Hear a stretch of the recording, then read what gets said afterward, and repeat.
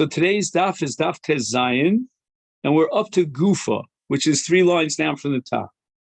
The May Rabbi Dosa ben Harkinis, or Harkinos, Itiru Tsoras Habasli Ach. Apparently, there was some sort of a rumor going around that Rabbi Dosa ben Harkinis, one of the greats of his generation, a very old man at that time, a very sick man, we'll see he was blind, that he had paskin like Beit Shammai, that Tsoras Sota Muteris B'Yid. Vayadavar Kasha Lechacham. They were in a very great bind. They didn't exactly know what to do. They couldn't just, override the great Rabbi Dosa, but on the other hand, they knew that Allah was like Beis Hillel, that Tsoras Abbas is an erva of Eishasach. He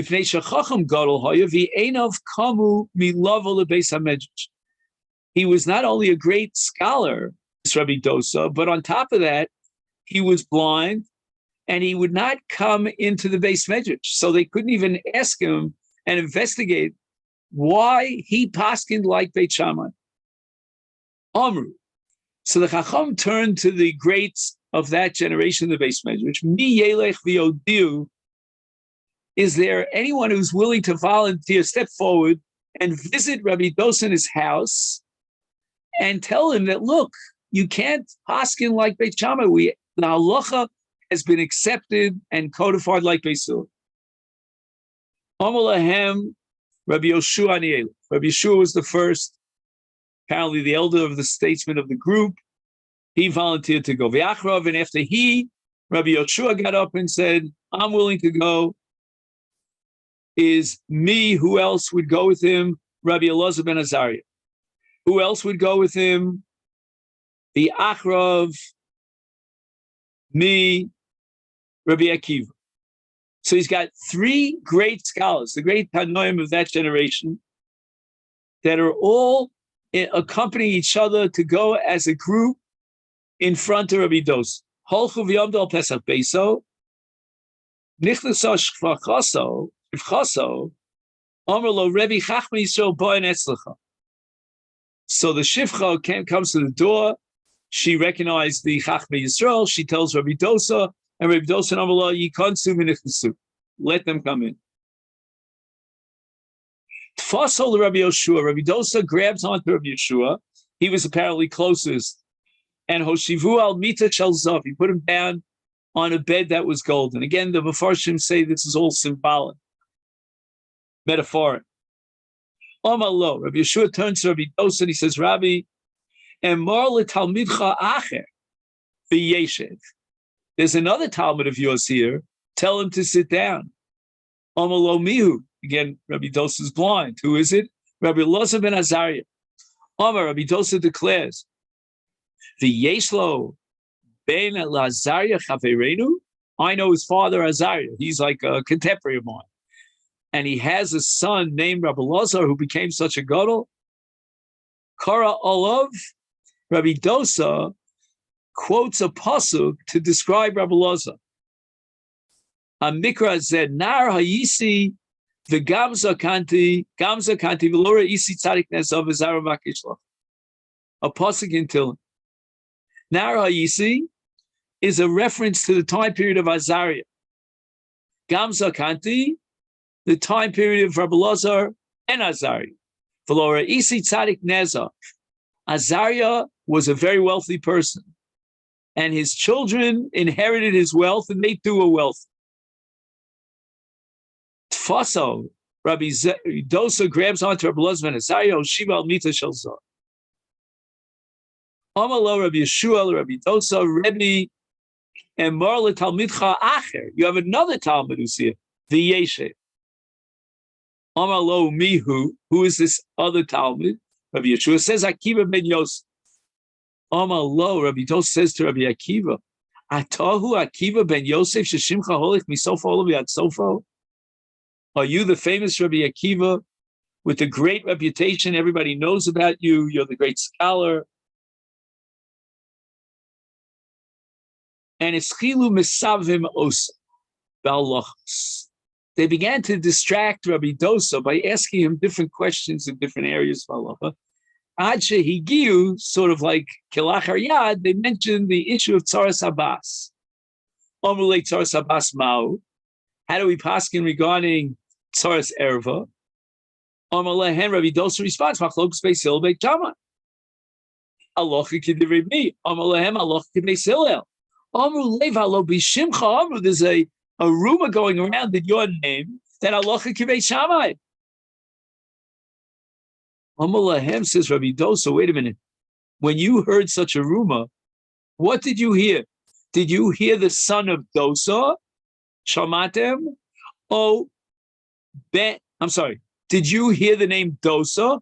Or did you hear Ben Harkinus, the son of Harkinus? Was the first name specified?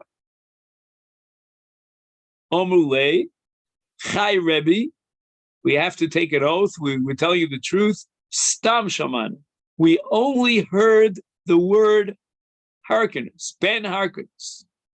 We did not hear the name Dosa. Oh, now Rabbi Dosa says, I know exactly what's going on over here. I have a younger brother. He's also Ben Harkinus.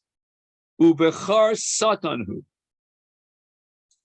Now, what is this Bechar Satan? So Rashi says that a Bechar indicates something special, special status. And Satan here in this context means Charid. He's very, very sharp. In other words, he has a tremendously a cutting kind of intelligence level. And he's Omed al Daito. He doesn't budge. He's what you call non-conventional thinking. He always comes up with some revolutionary idea. And he will implement his own views in halacha regardless, ignoring what everyone else says. Eino shav mishmuaso lasos kirab. The onus on Shema. V'hu mitalmidei Shammai. Can Chazal say that Shammai was even sharper than Hillel? V'zaru, and be careful. We pass like Beis Hillel, but stay away from him. Why? He's so sharp that he will convince you 100% that the halacha is like Beit Shammai. And for example, in this issue, this ruling of Beit Shammai, that Tzaras Abbas is muteres, he has 300 proofs to support his position. So if you want to maintain halacha k'beis Hillel in this context, stay away from him. He's going to grab you and he's going to prove to you that you're wrong.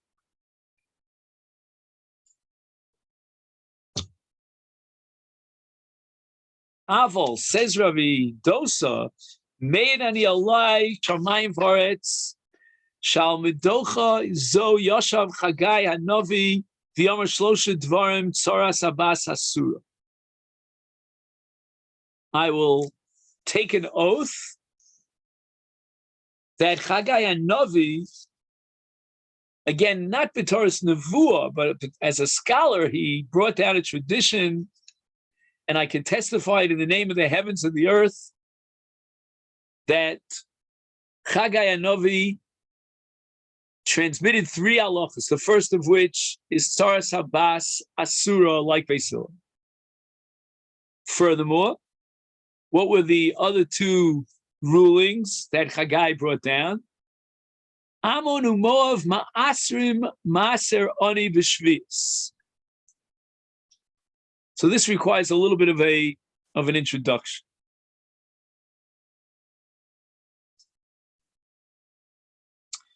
Now, the Shemitah cycle is made up obviously of 7 years. We're going to focus first our attention on the first 6 years. Within the first 6 years, we have a division of 3 and 3, and 2 out of the 3 in each one of those divisions of 3 years is Meiser Sheni. 1 year which would be the third year of the Shemitah cycle, and the sixth year of the Shemitah cycle, instead of Meiser Sheni, we give Meiser Oni, 1/10 of our produce to the Aniyim, to the poor people.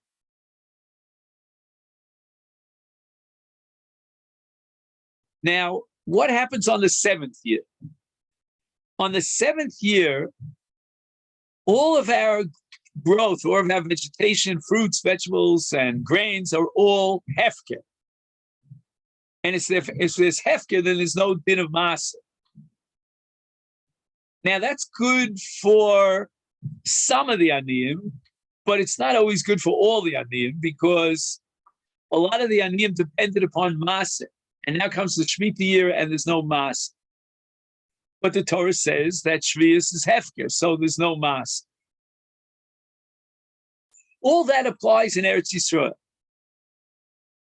because Shemitah is mitzvahs hatluyos ba'aretz. There's no Shemitah in Chutz La'aretz. So what happens on the seventh year in Chutz La'aretz? Now you may ask me, well, there are no Trumas and Maisros in Chutz La'aretz, but that's not true, because midrabanan we have a concept called Artzos Hasmuchos. Those are the lands that are on the outer boundaries of Eretz Yisrael. They're not technically in Eretz Yisrael. They lack the sanctity of Eretz Yisrael, but the Rabbanan instituted Trumas and Maisros. So, for example, we have Mitzrayim, we have Bavel, we have Ammon Moav, we have Aram Sova. There are many different areas that fit into that category. And the question is, what do we do in Shvius in those areas? And with regard to, let's say, Bavel, the clear-cut answer is that on Shvius, on the seventh year in Bavel, they gave Meiser Sheni. In Mitzrayim, on the other hand, there was a clear-cut halacha that they gave Meiser Oni. And this is all based on Mishnayos in Masechet Yadayim in the 4th chapter. However, there's another area called Ammon Moav, and this was subject of a debate. According to Rabbi Elazar ben Azariah, the status of Ammon Moav during the Shemitah is identical with that of Mitzrayim, meaning according to Rabbi Tarfon, the status of Ammon Moav is identical to that of Mitzrayim, and they were giving Meiser Oni. Rabbi Elazar ben Azariah holds that they gave Meiser Sheni like they did in Bavel. Fine. Rabbi Dosa says in the name of Chagai and Novi that we paskin like Rabbi Tarfon, and in Ammon Moav, during the Shemitah year, they gave Meiser Oni. That's the second psak that was transmitted by Chagai Novi. And now we get to number 3. Mekablim Gerim Mikarduyim Umin HaTarmodim. These were nations that, unfortunately, the men came and had relations with Jewish women. So the father of the child was a guy, and the mother was Jewish. And there's one daya in the Gemara that the Vlad is a mamzer. Now, I'm not saying we paskin like that, but this Gemara is assuming that Evid v'yakim abol bas Yisrael Vlad mamzer. Again, we'll get back to it. Don't get nervous. We'll get back to it in a minute. Now, if someone from these nations comes along and he wants to be misgayer, then we're in a bind, because if we accept him as gerus, it means he's allowed to marry any Jewish girl, or a Jewish girl, as a gerus, she can marry any Jewish boy. But if in fact they are Jewish, and there was a lot of, Jewish women in those areas, in those nations, then the child is a Jewish mom's, according to this opinion. And by accepting them as gerus, you're really getting into deep trouble, because then they'll marry into the Jewish kahal, and then in fact, mamzerim, mamzer lo yova b'kal Hashem. So Chagai was Mechadesh that nevertheless we can accept Gerim from these areas. We'll see soon that not everybody agrees to that. Tonak shenichnesu Pesachech yotzu Tzol Pesach. When they came in, the three Tanoim, that's Rabbi Yeshua, Rabbi Elazar ben Azariah, Rabbi Akiva, they came in through one entrance, but when they went out, they split and went through, they exited from three different exits. Why? Because if they would meet up as a group with Yonasan ben Hyrcanus, and he would convince them that Saras Abbas, like Beit Shammai, is Muteres, they would have to capitulate, and as a Bezdin, they would have had to change the halach and pascha like Beit Shammai. So they were avoiding meeting up with him. Pagabo Rabbi Akiva, this Yonasan meets up with Rabbi Akiva. Only one time. The Akshile, and he threw kashas at him in order to prove that the halach is like Beit Shammai, that Saras Abbas Muteres. The Okmei, and yet Rabbi Akiva was able to hold his own against this very sharp Yonasan Satan. Amalo Ato Akiva Sheshimcha Holech Bisof Olamad. So far, I'm not impressed. You have a great reputation. Ashrecha Shezachisa L'Shem. It's good that you faked everybody out as if you know something. But Adayin Lo Igata L'Roi Baka. Your knowledge is like the herdsmen who are typical ignoramuses. Imagine saying this to Rabbi Akiva. Although Rabbi Akiva was not impressed, meaning he wasn't emotionally distraught about it. Afilu l'roi tzon. I didn't even reach the madrega of shepherds. Forget about herdsmen. And all of this Gemara has to be understood. And the pages and pages on this in the back of my Masifta on a symbolic level. Now the Gemara goes back to the second halacha of Chagai. Amanu mov ma'aser maser oni b'shvius. We're paskening like Rabbi Tarfon that Amanu Moav, as far as Shvius, has the same status as Mitzrayim, and Yifchayev and Meiser on. Diomar Harbe Krochim Kovshu Oli Mitzrayim Lo Kovshu Oli Bavel. There are many areas in the land of Israel that were captured at the time of Moshe Rabbeinu and Yoshua when Yoshua crossed the Jordan, but they were not recaptured at the time of Ezra. They weren't resettled. And therefore, they did not achieve the sanctity of Eretz Yisrael on the second round, meaning the second Commonwealth, the Ezra. Now, amongst those that were left out of the second settlement were Ammon and Moav. Ammon and Moav were captured from Sichon at the time of Moshe Rabbeinu, but the Olei Bavel did not resettle that area.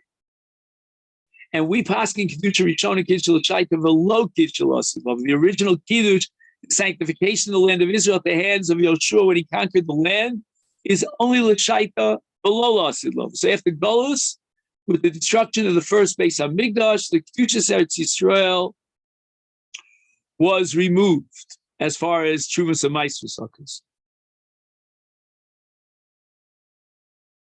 Now, the Olei Bavel come, the Nichum, and they left certain areas outside of the bounds of Eretz Yisrael, which would be Chayav and Trumas and Maasros Midrabanan.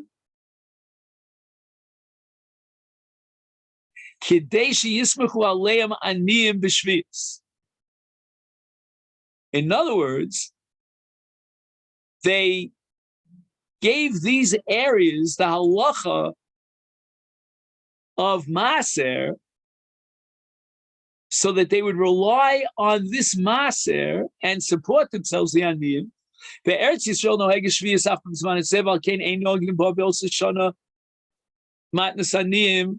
There's no matnas aniyim, there's no Meiser Oni in Eretz Yisrael during shviyas, because even though bisman hazeh we don't have various elements, but nevertheless we still have shviyas. And if that be the case, then there's no chiyuv trumas and maasros, But what would be with the aniyim? If there's no trumas and meisers, they would not be able to acquire meiser ani.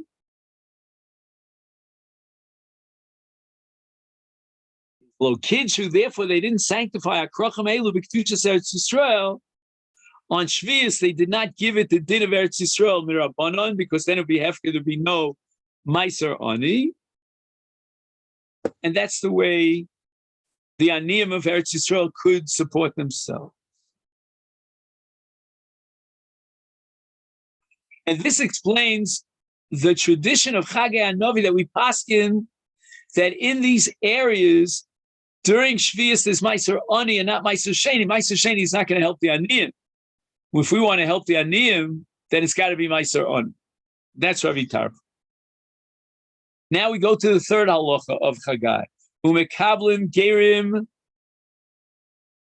min hakarduyim v'atarmodim. We're not going to be afraid that a child, a young adult that comes from these areas, was born to a Jewish mother and a non-Jewish father, which would make them mamzerim according to the sheet.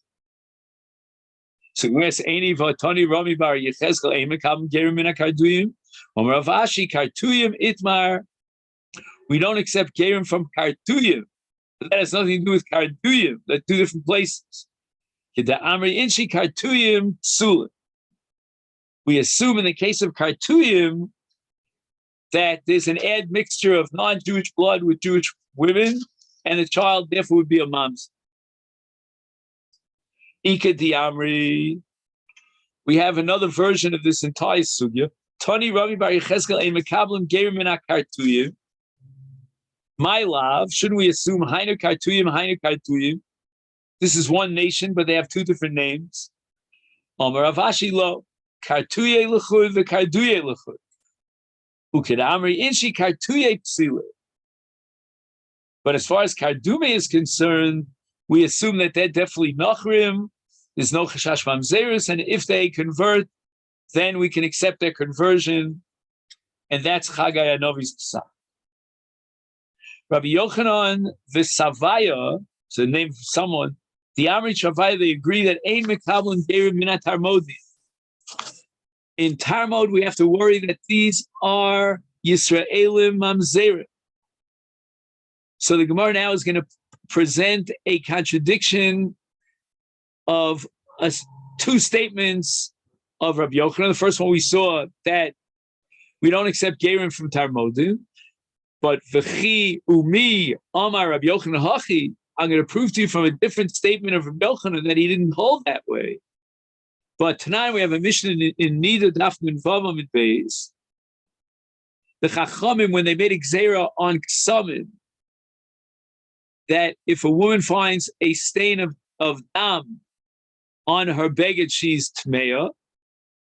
That only applies if the dam came from Bnos Yisrael, but not from Nochrios. Is therefore kol haksamim abomin arekim tahorim. If you find a kesem and it was imported from a place called Rekem, then you know that this is dam nochrin, which is not mitame betumas ksamim, and therefore it's tar. Rabbi Yehuda mitame mipnei shem gerin. Rabbi Yehuda insists that the ksamim from Rekem are tmeim. Why? Because they were misgayer in that place called Rekem.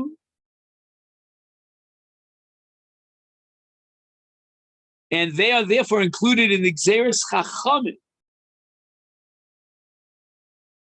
of Ksamim, because they're really Jews.